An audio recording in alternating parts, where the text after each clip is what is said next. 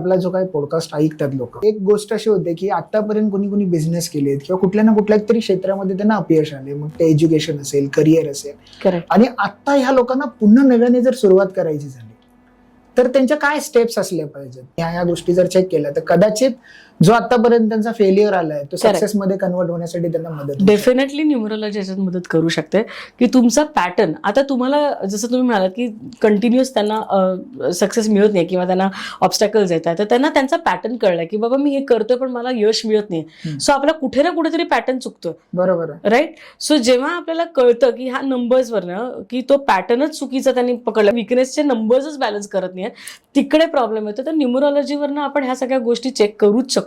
मी ह्याच्यासाठी नंबर 7 घेईन की 7 नंबरची जनरली लोक हे they are into jobs. खूप बघितल्यात मी. असं नाही की ते नाही करू शकत बिझनेस, पण मग त्यांचे नंबर्स बाकीचे काय त्याच्यावर डिपेंड करतं. पण जनरली 7 नंबरच्या केतू हा नंबर असा आहे ना, हा मनाचा कारक आहे.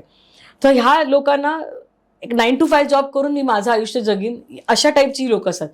बिझनेसमध्ये तुम्ही 24 तास कंटिन्युअस बिझनेस माइंड मध्येच असतात. त्यावेळेला सो तसा माइंडसेट पण तुमचा पाहिजे.